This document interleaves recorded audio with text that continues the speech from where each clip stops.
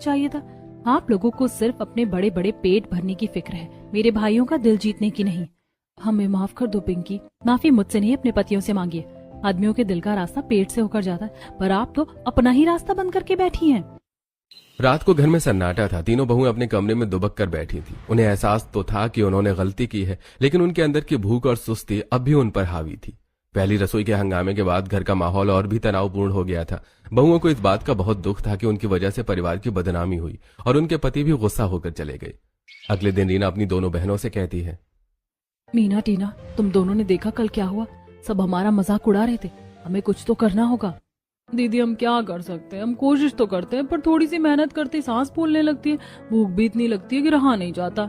और ऊपर से चिंटू जी तो मुझसे बात भी नहीं करते। कल उन्होंने मुझे भैंस कहा, मुझे बहुत बुरा लगा। हमें अपने पतियों का दिल जीतना होगा। पिंकी सही कह रही थी, भले ही हम पतली ना हो पाए, लेकिन हम उनका ख्याल तो रख ही सकती हैं। आज से हम उनके लिए हर काम वक्त पर करेंगे। अगले दिन भी वो तीनों सुबह जल्दी उठती हैं और सुबह उठते ही रसोई में जाकर अपने पतियों के लिए उनकी पसंद का नाश्ता तैयार करने लगी और टेबल पर लगाते हुए कहती हैं, आकाश जी आपका नाश्ता तैयार है, मैंने आपके लिए पोहा और अदरक वाली चाय बनाई है। रख दो टेबल पर, मैं खुद ले लूंगा। तो वहीं मीना अपने कमरे में विशाल को शर्ट और लैपटॉप बैग देते हुए, विशाल जी मैंने आपकी ऑफिस की शर्ट प्रेस कर दी है और लैपटॉप बैग भी तैयार है। ठीक है, पर मेरे कमरे में ज्यादा मत आया करो, जगह कम पड़ती है। तो वहीं टीना चिंटू को लंच बॉक्स देते हुए, चिंटू जी आपका लंच बॉक्स, इसमें आपका फेवरेट मटर पनीर की सब्जी है। इतना तेल वाला खाना मत बनाया करो टीना, वरना मैं भी तुम्हारी तरह गोल मटोल हो जाऊंगा। बहुएं पतियों के तानों को चुपचाप सह लेती हैं। वो भले ही खाना बहुत स्वादिष्ट बनाती थी, लेकिन उनका मोटापा हर जगह मुसीबत बन जाता था। घर में अक्सर सभी उन तीनों का मजाक उड़ाते हैं। माँ देखो तो तीनों भाभी सीढ़ियों से एक साथ उतरने की कोशिश करी, रास्ता पूरी तरह ब्लॉक हो गया है। अरे कल सोफे पर तीनों एक साथ बैठी थी, सोफे का एक पैर ही झुक गया। माँ हमारे घर का फर्नीचर खतरे में है। सोनू पिंकी अपनी भाभीयों का मजाक मत उड़ा, वो कम से कम कोशिश तो कर रही हैं। माँ मैं समझती हूँ, लेकिन इनका मोटापा सचमुच एक समस्या है। ऐसी कुछ दिन बीत जाते हैं और तीनों अपने अपने पतियों का बहुत ख्याल रखती हैं। एक दिन तीनों भाइयों ने सोचा, विशाल चिंटू हमारी पत्नियां मोटी जरूर है, लेकिन वो इतनी बुरी नहीं है कि, और आजकल हमारा कितना ख्याल रख रही हैं। हाँ भैया, मैं तो सोच रहा हूँ कि हमें उन्हें पतला करने की कोशिश करनी चाहिए। तीनों इस बात से सहमत हो जाते हैं। अगले दिन से तीनों उन्हें जल्दी उठाते हैं और अपनी अपनी पत्नियों को वॉक पर ले जाते हैं, लेकिन थोड़ी ही दूर चलने के बाद वो थक जाती हैं और वॉक करने से मना कर देती हैं। वो उन्हें एक्सरसाइज करवाने की कोशिश करते हैं, लेकिन वो एक्सरसाइज भी नहीं करती। उन्हें खाने पर कंट्रोल करने के लिए कहते हैं, लेकिन वो खाने पर कंट्रोल भी नहीं कर पाती। तीनों भाई बहुत परेशान हो जाते हैं और आकाश कहता है, हमारे चाहने से कुछ नहीं होगा जब तक ये तीनों खुद नहीं चाहेंगे कि पतली नहीं हो सकती।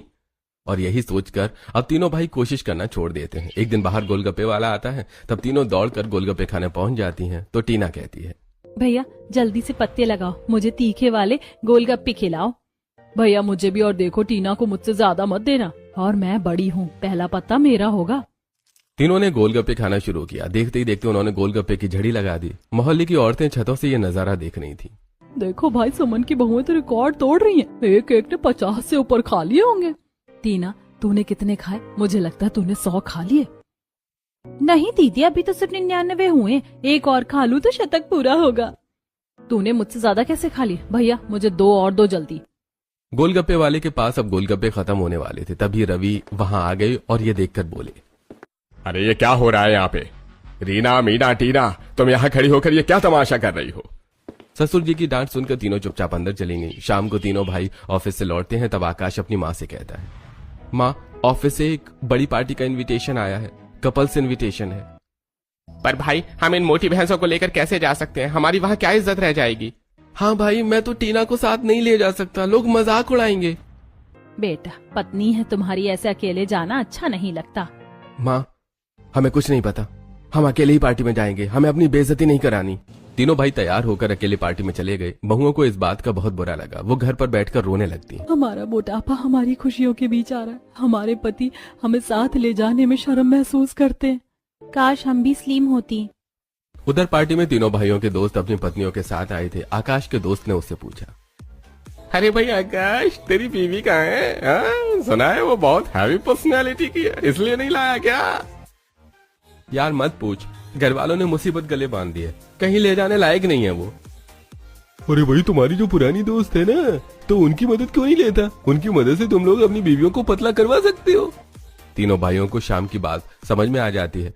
पार्टी से लौटते समय तीनों भाई आपस में डिस्कशन करते हैं। अगले दिन सुबह तैयार होते समय आकाश फोन पर कहता है, हाँ डार्लिंग, बिल्कुल, मैं शाम को ठीक 6 बजे आ जाऊंगा। तुम्हें जो ड्रेस पसंद है वही पहनना। तो वहीं दूसरी तरफ विशाल अपने कमरे में फोन पर, अरे बेबी टेंशन मत लो, हम आज डिनर पर उसी रेस्टोरेंट में चलेंगे जहां तुम्हें पसंद है। तो वहीं चिंटू अपने कमरे में फोन पर, पक्का जान, हम मूवी भी देखेंगे। ये सब सुनकर रीना, मीना और टीना के कान खड़े हो गए। उन्हें शक होने लगा। उनके जाने के बाद तीनों इकट्ठी होकर बातें करने लगी। मीना, तूने सुना? आकाश जी किसी से बात कर रहे थे, डार्लिंग कह रहे थे। हाँ दीदी, विशाल भी किसी बेबी से मिलने की बात कर रहे थे, और चिंटू जी भी। कहीं उनका चक्कर तो नहीं चल रहा? अगले कुछ दिनों तक ये सिलसिला चलता रहा। तीनों भाई अक्सर ऑफिस से देर से आते और पूछने पर कहते कि दोस्तों के साथ थे, लेकिन उनकी स्टोरीज और फोटो कुछ और ही बताती। वो अपनी ऑफिस की महिला दोस्तों जो स्लिम और मॉडर्न थी, उनके साथ फोटो खिंचवाते और सोशल मीडिया पर डालते। इंस्टा अकाउंट देखते हुए एक दिन रीना अपनी बहनों से कहती है, देखो मीना, ये लड़की कितनी बदली है, आकाश जी इसके साथ फोटो खिंचवा रहे हैं। हाँ, इन्हें भी देखना, ये भी तो इस पतली लड़की के साथ आजकल बहुत फोटो डाल रही हैं। अब तो हद हो गई है, हमें कुछ करना ही होगा। तभी सुमन वहां आती है और उन्हें छत पर कपड़े सुखाने के लिए कहती है। ये सुनकर रीना अपनी सास से कहती है, माँ जी, सीढ़ियाँ चढ़ते चढ़ते मेरी जान निकल जाती है, मैं नहीं जा सकती। हाँ माँ जी, बहुत मुश्किल है, पसीने से बुरा हाल हो जाता है। बस करो तुम लोग, काम के नाम पर तुम्हारी सांस फूलने लगती है, लेकिन गोलगप्पे खाने के लिए तुम घंटों खड़ी रह सकती हो। सुमन, इन्हें बोलने का कोई फायदा नहीं है, अब तो इनके पति भी इनसे दूर हो रहे हैं। एक रात तीनों भाई घर लौटे और बोले, माँ, पापा, हमें आपसे कुछ बात करनी है। हम अब इन मोटी और सुस्त औरतों के साथ नहीं रह सकते। हमने फैसला कर लिया है। हम अपनी जिंदगी में खुश रहना चाहते हैं। हमें ऐसी पत्नियां चाहिए जो हमारे साथ चल सके, न कि जिनका हमें बोझ उठाना पड़े। ये सुनकर तीनों बहुएं कमरे से बाहर आ गईं। उनके दिल दहल गए थे। आकाश जी, आप ये क्या कह रहे हैं? वही जो सच है रीना, आज से हम तुम लोगों से कोई रिश्ता नहीं रखेंगे। हम बाहर जाकर अपनी खुशियां ढूंढ लेंगे। ऐसा कहकर तीनों अपने कमरे में चले जाते हैं। अगले दिन शाम को तीनों मीना के कमरे में ही बैठकर अपने अपने पतियों के सोशल अकाउंट देखते हुए बात करती हैं। देख रही हो तुम दोनों, ये किसी पतली लड़की के साथ घूम रहे, इनका अफेयर चल रहा है और सोशल मीडिया पर फोटो अपलोड कर रहे हैं। हाँ, इनका भी तो यही हाल है, देखना। हाँ, ये भी किसी लड़की के साथ घूम रहे हैं। ऐसे ही तीनों बातें करके बहुत परेशान होती हैं। शाम को तीनों भाई आते हैं और बिना बात करे सो जाते हैं। अगले दिन तीनों भाई तैयार होकर सुबह सुबह घर से निकल जाते हैं। तो तीनों की कार में एक एक सुंदर लड़की बैठी हुई होती है। तीनों बहुएं खिड़की से देख लेती हैं और फिर वो हॉल में बैठकर फूट फूट कर रोने लगती हैं। मीना, टीना, अब बहुत हो गया, हमारा मोटापा हमारे घर को खा गया। हाँ दीदी, आज हमें अपने ऊपर बहुत गुस्सा आ रहा है। हम क्यों इतने लापरवाह थे? हे भगवान, किस गलती की सजा मिल रही है हमें? ये सुनकर शांति कहती है, बहुओं, रोने से कुछ नहीं होगा। अगर तुम्हें अपने पतियों को वापस पाना है तो तुम्हें खुद को बदलना होगा। ये मोटापा सिर्फ शरीर का नहीं, तुम्हारी सोच का भी है। हाँ, और अगर तुम अभी भी नहीं जागी तो फिर कभी अपने पतियों का चेहरा नहीं देख पाओगी। माँ जी, आप सही कह रही हैं, हम खुद को बदलेंगे। अब चाहे जो हो जाए, हम पतली होकर दिखाएंगे। हाँ माँ जी, अब कोई आलस नहीं, कोई फालतू खाना नहीं। हम दिखा देंगे कि हम भी स्लिम और फिट हो सकती हैं। उस रात तीनों बहुओं ने आपस में फैसला किया। उन्होंने अपनी पुरानी डाइट और आदतों को जड़ से खत्म करने का संकल्प लिया। कल से हम सुबह 4 बजे उठेंगे। घर में किसी के जागने से पहले हमें छत पर एक्सरसाइज करनी होगी, और हम छुप छुप कर जिम भी जाएंगे। हम घर वालों को कहेंगे कि हम बाहर चाट खाने जा रहे हैं ताकि किसी को शक ना हो, और हम बहुत कम खाना खाएंगे, सिर्फ हेल्दी डाइट। अगले दिन से उनका मिशन शुरू हुआ। सुबह के 4 बज रहे थे, पूरा घर सो रहा था। तीनों बहुएं चुपचाप छत पर पहुंची और योगा करने लगी। दीदी, 5 मिनट भी नहीं हुए और मेरा बुरा हाल हो रहा है। रुकना नहीं है मीना, चिंटू जी की वो बात याद करो, हमें पतली होना ही है।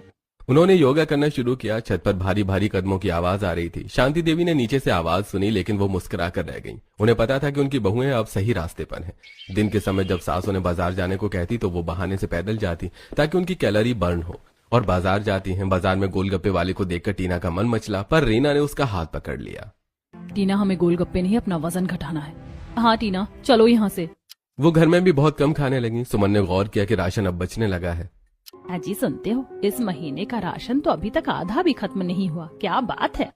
शायद बहुओं को अकल आ गई है। अच्छी बात है। टीना को बहुत बुरा लगा, लेकिन उसने कुछ नहीं कहा। वो अंदर ही अंदर और भी मजबूत हो गई। जैसे जैसे दिन बीत रहे थे, बहुओं की मेहनत रंग लाने लगी थी। उनकी सांस अब उतनी नहीं फूलती।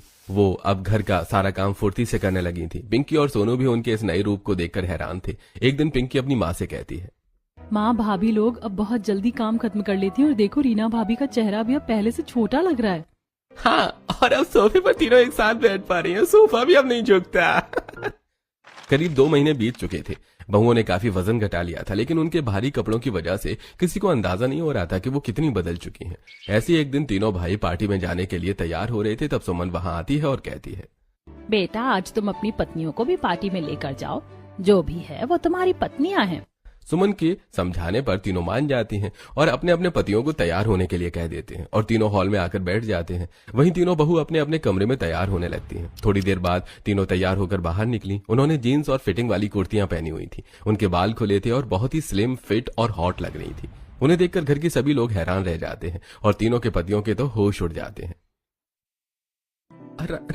रीना, ये तुम हो?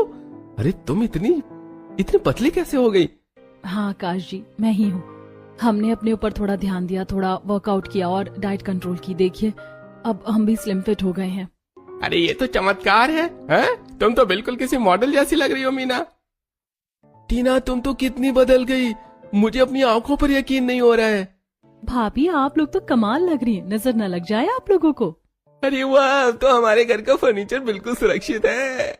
तीनों भाई अपनी पत्नियों के पास जाने लगे, लेकिन रीना ने हाथ से रुकने का इशारा किया। लेकिन अब इस सब का क्या फायदा आकाश जी? आपने तो हमारे लिए सौतनी ढूंढ ली थी। आप तो स्लिम लड़कियों के साथ अपनी जिंदगी बसाना चाहते हो।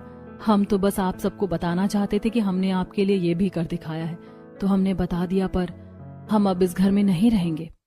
रीना, मेरी बात तो सुनो।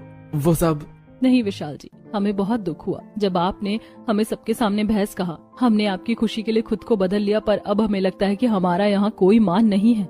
हम जा रहे हैं। आप उन 3 पतली दोस्तों के साथ खुश रहिए। तीनों बहुएं मुड़कर दरवाजे की तरफ जाने लगी। आकाश, विशाल और चिंटू ने एक दूसरे की तरफ देखा। रुको रीना, वो सब एक नाटक था।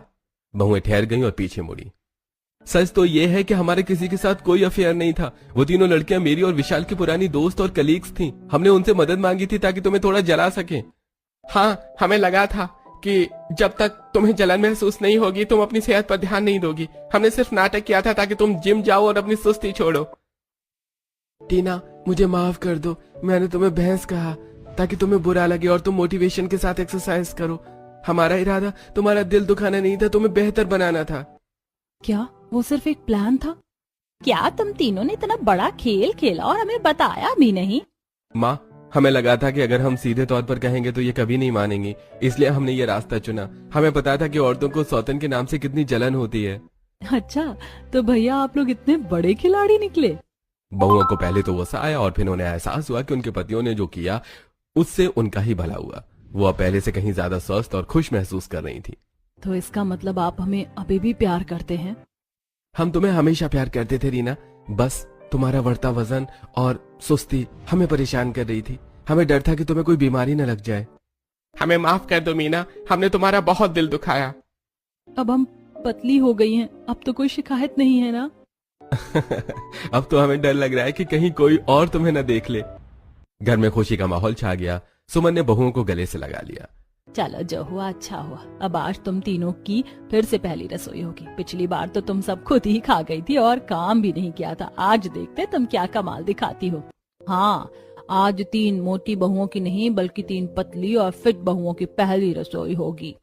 तीनों बहुएं खुशी खुशी रसोई में गईं। आज रसोई उन्हें बड़ी लग रही थी क्योंकि वो अब पहले जैसी नहीं थी। सब नाश्ते की टेबल पर बैठे। बहुओं ने बड़े प्यार से सबको खाना परोसा। अरे वाह रीना, ये इडली कितनी सॉफ्ट बनी है, मजा आ गया। सच में रीना, तुम्हारे हाथ में तो जादू है। मीना, ये सांभर तो बिल्कुल साउथ इंडियन रेस्टोरेंट जैसा बना है, बहुत टेस्टी है। टीना, अब तो मुझे डर लग रहा है कि इतना टेस्टी खाना खाकर मैं कहीं मोटा ना हो जाऊं। फिक्र मत कीजिए चिंटू जी, अब मैं रोज सुबह आपको भी जिम लेकर जाऊंगी। सब जोर जोर से हंसने लगते हैं। बहुओं ने भी आज सबके साथ बैठकर खाना खाया, पर बहुत ही संतुलित।